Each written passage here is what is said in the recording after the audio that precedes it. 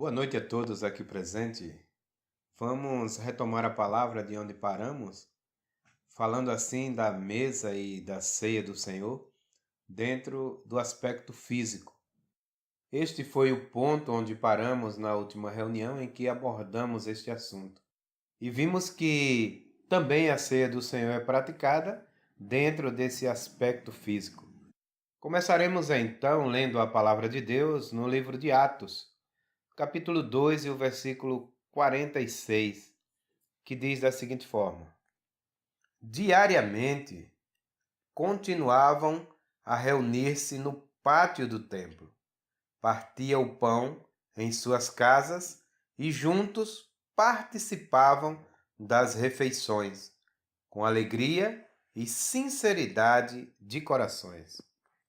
Então aqui nós já podemos ver que os irmãos que partiam o pão, e partir o pão nós vimos que é partilhar, compartilhar, repartir alimentos, refeição, participar juntos de uma boa refeição, que isso dentro do aspecto físico não é de maneira litúrgica, mas eles praticavam de maneira que deixa bem claro que toda a refeição é um partir do pão. Então isso era feito de uma maneira espontânea e contínua. Não era praticado como o sistema religioso hoje pratica, dentro de um rito religioso.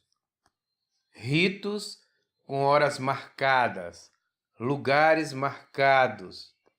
E aí foi instituído uma série de ritos litúrgicos, que não era o que Cristo queria apresentar como sendo a sua ceia e o partir do pão entre os irmãos. Então a igreja de Atos, ela percebeu a realidade do partir do pão e da ceia do Senhor de modo físico e fazia isso com sinceridade de coração todos os dias nas suas casas, entre eles, no viver de comunhão. Então isso é o significado da ceia, da mesa, do partir do pão de modo físico praticado entre a igreja de Deus. Então, pão é refeição.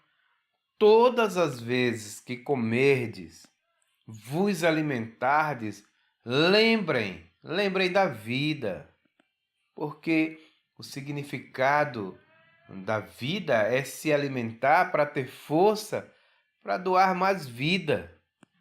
Então, lembrem de mim que entreguei, que doei a vida.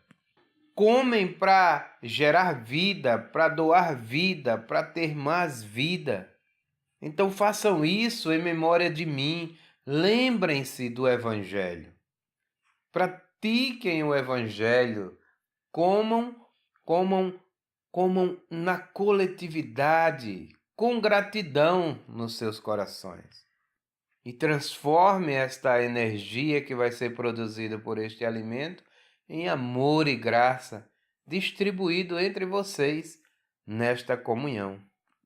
O cálice é o cálice da aliança, da incapacidade da quebra do vínculo, da relação inapagável, inquebrável.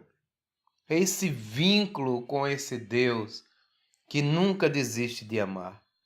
Então, todas as vezes que beber este cálice, seja do suco da uva, seja de água, todas as vezes que beber algo que matar a sua sede, lembrem-se desse compromisso eterno de Deus de nos colocar alimentados com o pão da vida, com o fruto da árvore da vida, bebendo assim do rio da vida eternamente. E com isso revigore o seu coração, a sua esperança, a sua vontade de viver os encargos de Deus e fortaleça-se para dar a sua vida. Então esse é o pão Esse é o vinho repartido, compartilhado entre os irmãos. Esse é o ato, essa é a memória.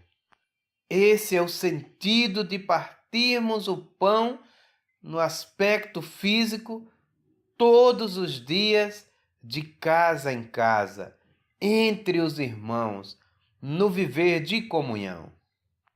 Foi isso que Jesus propôs naquela hora. Não era para fazer um rito que muitas vezes se torna apavorante, porque você acha que vai ser fulminado, porque não é digno de comer aquele pedacinho de pão e tomar aquele copinho de suco de uva ou de vinho. E dizer, quem tiver com pecado e comer deste pão vai ser fulminado, aniquilado. Olha aí, quem está sem dar o dízimo, vem atualizar antes, porque senão vai comer e vai morrer. Não tome este cálice se você estiver indigno e em pecado. Tudo isso com base em 1 Coríntios, capítulo 11. Mas totalmente fora do contexto. Porque lá Paulo está falando de uma outra coisa, de uma outra situação. Porque ali ele estava falando do encontro da festa do Ágape, onde todos os cristãos eles se reuniam ali e cada um levava a sua refeição, com alegria, com singeleza de coração e em memória do nosso amado Senhor. Mas aí em Coríntios, quando isso acontece, Paulo diz que quando eles se juntavam não era para melhor, porque só se reuniam para pior. 1 Coríntios 11, 17 e 18. Se reuniam para pior, porque aí entre vós há quem passe fome durante esta refeição, e há também aqueles que até se embriagam. Então a mesma divisão social do mundo, como nós vimos na reunião passada, estava presente ali dentro da reunião do Ágape, da festa do amor. Quem tinha dinheiro levava lá sua comidaça, suas boas e caríssimas garrafas de vinho, sentavam-se ali com o seu pessoalzinho, com a sua turminha, e ali do lado, na outra ala, o irmão passando fome. Não tinha dinheiro para nada, foi sem pão, foi sem vinho e ficou com fome, sem nada. Até o fim, na festa do amor. Então o contexto é esse. Aí Paulo disse, olha, assim vocês chamam juízo para si. Falando assim dessa indiferença, desse desamor, dessa acepção de pessoas, deste racismo, desta discriminação, esse sectarismo econômico, desse supremacismo. É disto que Paulo está falando. Então Paulo estava ali falando de vida, era gente se embriagando e gente passando fome, literalmente, na festa do amor, na festa do ágape. Que o partir do pão, o partilhar, o compartilhar, é você pegar o que você tem e repartir e compartilhar com aquele que não tem. Isto de maneira literal, dentro de um princípio de prática de refeição. Isso é o partir do pão, é a ceia do Senhor, no aspecto físico. E era disso que Paulo estava falando. Então eu acho que fica muito claro tudo isso que nós temos compartilhado já ao longo destas duas últimas reuniões com essa agora, sobre a ceia do Senhor, o partir do pão dentro do aspecto físico. Vamos tentar ganhar então alguma coisa a respeito do que seja mesa de demônios. E para isso começaremos lendo 1 Coríntios capítulo 10 e o versículo 21, que diz assim: Não podeis beber o cálice do Senhor e o cálice de demônios. Não podeis ser participantes da mesa do Senhor e da mesa de demônios. Então, essa mesa de demônio, onde fala aqui em 1 Coríntios 10, está se referindo dentro do aspecto espiritual à mesa dos pagãos. E apresenta aqui como o altar onde os pagãos apresentavam os seus animais e os sacrificavam aos ídolos. Por trás dos tais ídolos haviam demônios. Então, essa prática aqui não tinha nada a ver com os cristãos. Está se referindo diretamente à prática dos pagãos. Então, se nós pegarmos o contexto que fala lá desde o versículo 14 até o 21 que nós lemos agora, está falando para fugir da idolatria. E mostra com isso que o cálice e o pão que é partido é a comunhão com o nosso amado Senhor Jesus Cristo. Sendo assim, tudo que nós ganhamos sobre o partir do pão, a ceia e a mesa do Senhor, quer seja no aspecto espiritual ou no aspecto físico, é que nos livra de participar desta mesa pagã, onde os pagãos sacrificavam seus animais a estes ídolos. Então, o texto ele mostra que há necessidade da unidade para que se parta o pão entendendo que, embora sendo muitos, somos um só pão, um só corpo. Que esta unidade é que nos livra de participarmos da mesa de demônios. Então é por isso que ele apresenta aí como que não podeis beber do cálice do Senhor e do cálice de demônios. E que não se pode ser participante da mesa do Senhor e também da mesa de demônios. Então o assunto aí é a idolatria da qual os coríntios já haviam saído. Mas aí havia ainda práticas pagãs dentro desse cristianismo que os coríntios, assim, retrocedendo, começaram a querer introduzir na prática do seu dia a dia.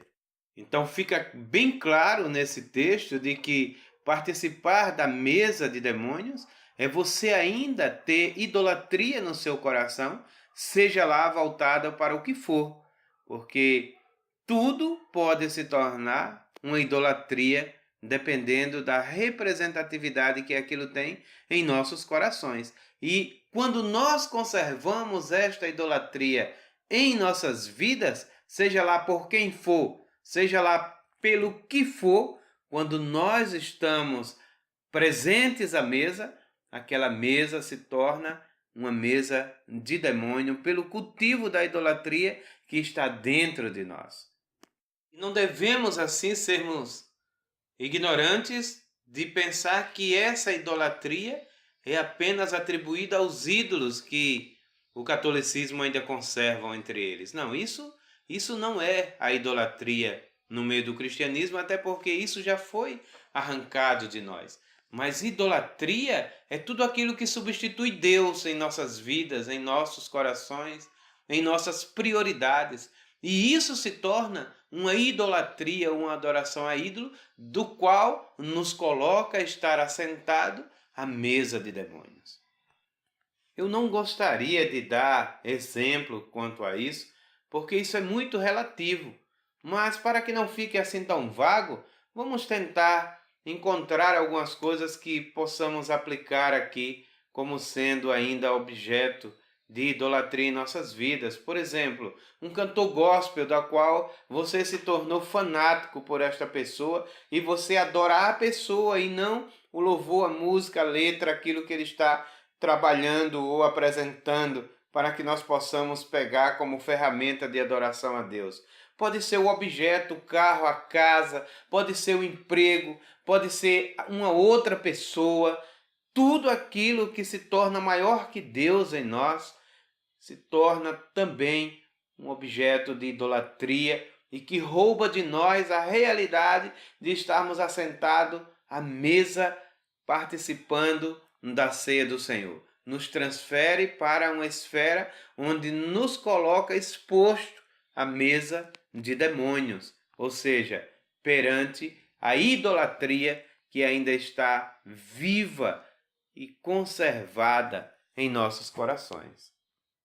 Dentro ainda do aspecto físico, nós podemos ver que uma mesa de demônio também poderia ser representada por um altar de candomblé, onde ali diretamente é oferecido oferendas e tantas outras coisas, sacrifícios, diretamente a demônios. Então a gente vê que, por um lado, o aspecto espiritual é aquilo que está dentro como objeto de cultivo nosso, pessoal. Mas, no aspecto físico da mesa de demônios, nós também temos coisas estereóticas onde podemos ver, tocar, apalpar e aquilo ser uma representatividade direta e externa do que seria mesa de demônios.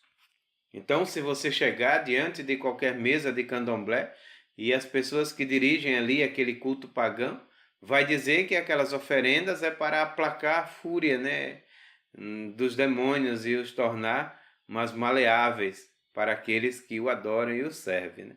Então isso, indiscutivelmente, é visível, é notório, que significa, no aspecto físico, uma mesa de demônios. Se nós observarmos esse contexto aí de 1 Coríntios 10, do 14 ao 21, nós podemos ver que está estabelecida ali 3 mesas, né?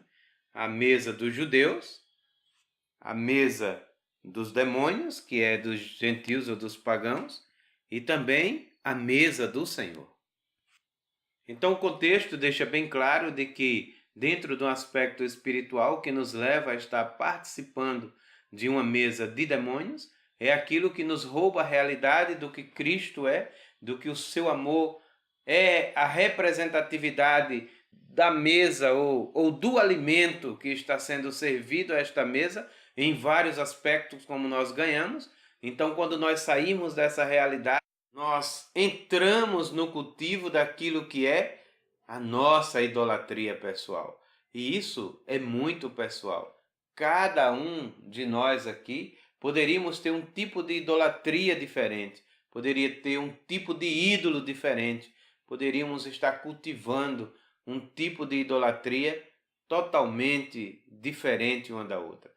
Então, queridos, isso nos mostra que, dentro do aspecto espiritual, nós precisamos estar atentos para que não haja em nós qualquer coisa que substitua esta mesa que foi estabelecida para nós comermos dela, desfrutarmos dela dentro do aspecto espiritual e também dentro do aspecto físico. E nós vimos também que a mesa de demônio, dentro do aspecto físico, é tudo aquilo que é apresentado diretamente como sacrifício, oferenda, como qualquer coisa que venha ser oferecido de modo direto, físico, para os demônios. Então precisamos estar atento para observar se, ao estar assentado à mesa, se aquilo que está dentro dos nossos corações não nos rouba a realidade de estar participando da mesa do Senhor e nos leva diretamente a estar servindo e sendo servido por mesa de demônios. Porque tudo que visa apenas o meu eu ou o bem-estar do meu ídolo, isso pode me remeter a estar diretamente assentado à mesa de demônios, porque a idolatria, ela permite que isto aconteça na minha vida. E o narcisismo, que é a prática de cultuar a mim mesmo, que me leva a prestar este culto de adoração a mim mesmo, me torna também um idólatra e me transfere assim para a mesa de demônios. Então, todo ídolo, direto ou indiretamente, ele rouba de nós a possibilidade de nós estarmos assentados à mesa do Senhor. Outra coisa que nos leva a estar na mesa de demônio é a divisão. O diabo. Diabo quer dizer divisão. Então, toda divisão nos arranca de estar na mesa do Senhor e nos transfere diretamente para estarmos na mesa de demônios. Porque a divisão é o oposto da unidade. E a mesa do Senhor, a maior representatividade dela é a união, é a unidade, ou seja, é a comunhão do corpo de Cristo. Então, quando nós permitimos que haja diabo, divisão em nossos corações, nós já automaticamente perdemos a realidade desta mesa estabelecida pelo nosso amado Senhor e passamos assim a participar da mesa de demônios.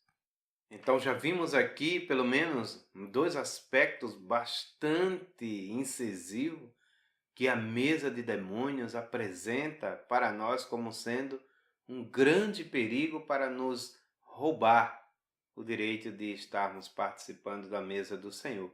A primeira dela é a idolatria.